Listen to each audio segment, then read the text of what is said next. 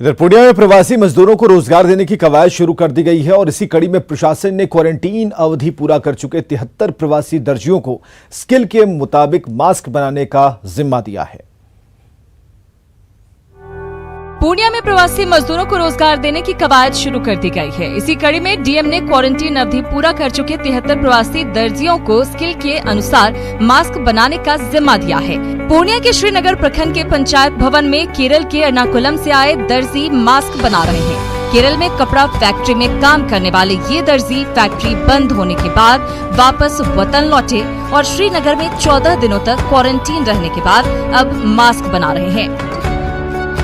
14 days quarantine होने के बाद हम लोग के पास सर जॉब तो था नहीं, फिर वीडियो साहब हमारे जॉब दिए हुए हैं, यहाँ मास्क बनाने का काम लोग शुरू किए हैं, कर रहे हैं। जब घर में रोजगार मिले तो भला कोई बाहर क्यों जाए। प्रशासन द्वारा इस मास्क को बनाने के लिए कपड़ा और मटेरियल इन्हें मुहैया कराया जा रहा है। श्रीनगर के बीडीओ की माने तो फिलहाल पंचायती राज विभाग द्वारा 2500 मास्क का ऑर्डर दिया गया है। आगे भी सरकारी विभागों से लेकर आम आदमी तक सस्ते दरों पर मास्क उपलब्ध कराया जाएगा।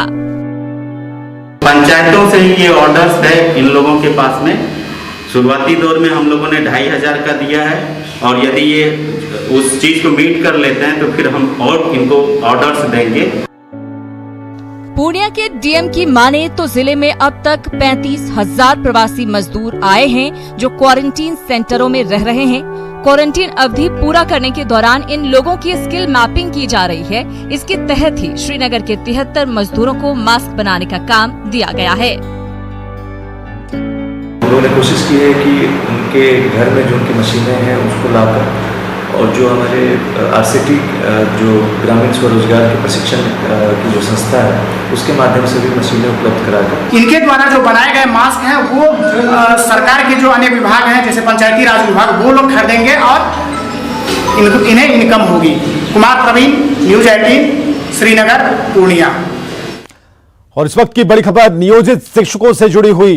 हड़ताल अवधि में हुई कार्रवाई वापस ली जाएगी। इस वक्त की सबसे बड़ी खबर हम आपको बता रहे हैं, नियोजित शिक्षकों से जुड़ी हुई हड़ताल अवधि में कार्रवाई जो हुई उसे वापस लिया जाएगा। निलंबित शिक्षकों का निलंबन खत्म होगा। इसके अलावा हड़ताल के कारण बर्खास्त शिक्षकों पर भी फैसला आ गया है। अपीलीय प्राधिकार के समक्ष दायर करनी होगी अपील।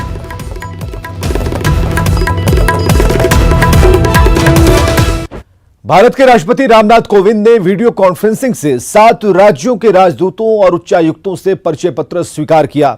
इन देशों में कोरिया गणराज्य, सेनेगल, त्रिनिदाद और Tobago, Mauritius, Australia, Ivory Coast और रवांडा गणराज्य के राजदूत और उच्चायुक्त शामिल रहे।